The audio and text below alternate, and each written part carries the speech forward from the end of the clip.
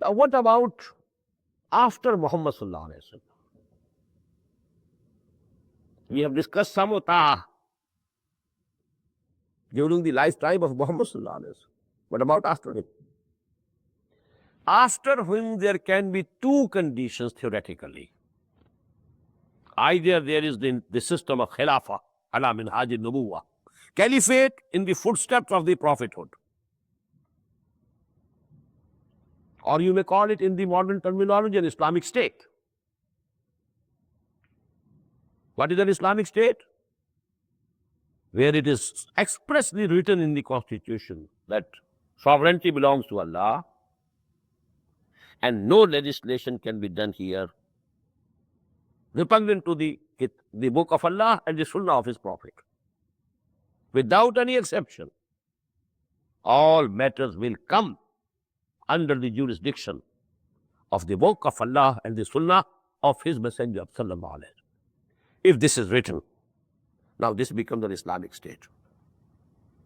Then you have to have the same relationship of samota with the head of the state. With one difference only. Let me discuss that one difference only. What's the difference of samota with Rasul and the samota for anybody else after Muhammad sallallahu alaihi wasallam? What is that difference? The samota, listen and obey, for the messenger of Allah is absolute. Whatever he commands regarding deen, you have to obey. You have no option. Just as I quoted the ayah, ما كان لمؤمن ولا مؤمنة إذا قضى الله ورسوله أمرا أن يكون لهم الخيرة من أمرهم. No option, no choice whatsoever. His word, his verdict, final. But for nobody after him, there is absolute samota. The samota will be limited within the injunctions of the Sharia. You are nobody to declare anything haram or declare anything halal. It was the prerogative of Allah and Muhammad sallallahu alaihi wasallam. The deen has been completed. Al-yawma akmaltu lakum deenakum wa atmamtu alaykum ni'mati wa raditu lakum al-islam deena. Now there's nobody who can decide and who can declare something to be haram and something to be halal. That thing has been completed. Within these limits of halal or haram that have been laid down by the book of Allah and the sunnah of the Prophet, yes, within the circle, within the limits, yes, we shall listen and obey. That is what we call sam'uta fil ma'ruf. Ma'ruf according to and within the limits of the Sharia. That is why when there was bay'ah for Abu Bakr, for Umar, always it was fil ma'ruf.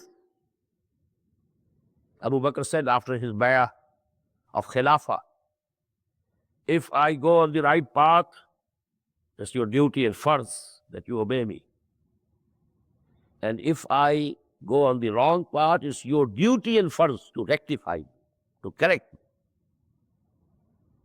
Because infallibility has come to an end with the end of the institution of prophethood. No person after Muhammad sallallahu alaihi wasallam is infallible. No imam, no khalifa. If Abu Bakr was not infallible, Umar was not infallible, Usman was not infallible, Ali was not infallible, who else can claim to be infallible? There can be errors. So actually now please note the most profound ayah of the Quran on this subject is ayah number 59 of Surah An-Nisa. يا أيها الذين آمنوا أطيعوا الله وأطيعوا الرسول وأولي الأمر منكم فإن تنازعتم في شيء فردوه إلى الله والرسول إن كنتم تؤمنون بالله واليوم الآخر ذلك خير وأحسن تأويلا. O you who profess to believe, obey Allah and obey His Messenger and your leaders, people at the helm of affairs from amongst you, not the Kafirs, not the non-Muslims, Ulul amri minkum, people who are at the helm of affairs from amongst you. And if there is any dispute, if a person who is the Amir, who is the Khalifa, who is the head of the Islamic State, he says something and you say, no, it's wrong. According to Sharia, this should be the opinion. فَإِن تَنَازَعْتُمْ فِي أَمْرٍ. If there is any difference of opinion regarding any matter, رُدُّوهُ إِلَى اللَّهِ وَالرَّسُولِ. Then the decision will be taken from Allah and His Messenger. That is, only two arguments are tenable. Either from the book of Allah or from the practice of Muhammad sallallahu alaihi wasallam. No third argument. Because permanent obedience is to Allah and the Messenger only. Absolute and permanent obedience for Allah and His Messenger. That is why, the word Ati'u has been repeated. Ati'ullaha wa Ati'ur Rasul. But the third time this Ati'u has not been repeated. وَأُولِي الْأَمْرِ مِنْكُمْ, because it is conditional. The obedience to the Ulil Amr, people at the helm of affairs, is conditional. It is necessary obedience to them if it is within the Sharia, the limits of the Sharia, otherwise not. فَإِن تَنَازَعْتُمْ فِي شَيْءٍ فَرُدُّوهُ إِلَى اللَّهِ وَالرَّسُولِ إِن كُنتُمْ تُؤْمِنُونَ بِاللَّهِ وَالْيَوْمِ الْآخِرِ ذَلِكَ خَيْرٌ وَأَحْسَنُ تَأْوِيلًا. Now, what does this mean? Please prepare for this shock. It is going to be shocking for you. It is haram for a Muslim to live in a country where the people at the helm of affairs are not Muslims. Whom are you obeying? You are permitted to obey Allah and His Messenger. وَأُولُو الْأَمْرِ مِنْكُمْ. People at the helm of affairs from amongst you. Then we read in the very first ayah of this surah, لَهُ الْمُلْكُ يُسَبِّحُ لِلَّهِ مَا فِي السَّمَاوَاتِ وَمَا فِي الْأَرْضِ لَهُ الْمُلْكُ وَلَهُ الْحَمْدُ. Sovereignty belongs to Him alone. So living in a country where sovereignty belongs to somebody else.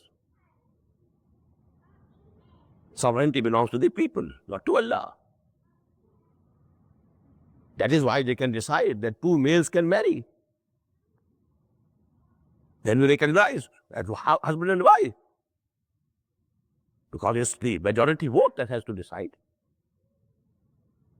No reference to Allah, no reference to the Messenger of Allah, no reference to the Sharia. It is haram. So what's the makhraj? What's the way out? What's the exit? There's the exit, written in red words. It's a dilemma. Must be some outlet, some exit. The exit is, if you are living in a society or a state in which sovereignty is not for Allah, in which the law of Sharia is not supreme, you can live there only if you are exerting to your utmost to uproot the system and establish the sovereignty of Allah there. If you are working for that, if you are living for that, and you are ready to die for that, then it is halal. Otherwise it is haram. You might not be taking haram meat, but every breath that you are taking is haram. You are living in a society and you have taken the citizenship by declaring an on oath that you are faithful to this constitution. And this constitution, and this pertains not only to United States. We in Pakistan are especially fortunate that at least in the constitution it has been written that sovereignty belongs to Allah, although we are not practicing it. But still I can say that I am living in a country in which the constitution is saying that sovereignty belongs to Allah here. It is there written. in the objectives resolution. And now that objectives resolution has become an integral part of the Constitution, Article 2A of the Constitution. It declares sovereignty belongs to Allah. And all authority that we have is delegated authority, not our own. And this authority is to be used within the limits prescribed by the real sovereign, that is Allah subhanahu wa ta'ala. This is there in the Constitution. I don't know any other country in the world, not even Saudi Arabia, where the Constitution declares that sovereignty belongs to Allah. Anyhow, please understand these things. If you are living in a country or a society or a state where the word of Allah is not supreme, the law of Sharia is not supreme, sovereignty is not accepted for Allah, then you are, so to say, at constant war with that society. And you have to struggle continuously to change the system and establish the system of caliphate in the footsteps of the prophethood. And for that, you must have a party.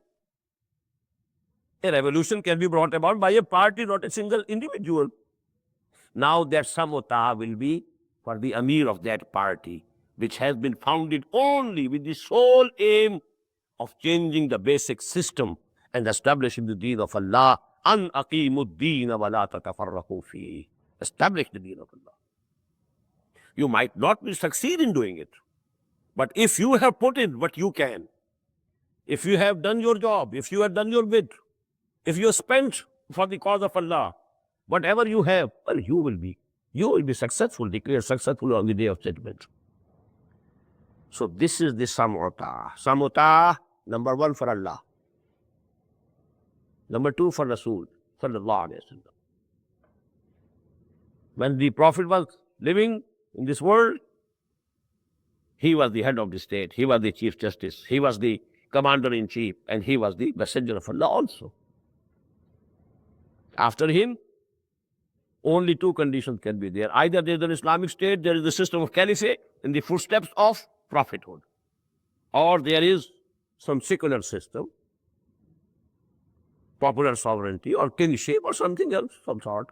Then there, you know, if a mu'min is living, the only halal way of living is to be in continuous struggle against that system and endeavoring to the maximum, exerting to the utmost, spending everything that he has to change the system and establish the deen of Allah, or according to the biblical words, to establish the kingdom of heaven on earth. Thy kingdom come, thy will be done on earth as it is in heavens. For this purpose, you must have a party, and now you must have your oath of allegiance, of samota with the head of that party.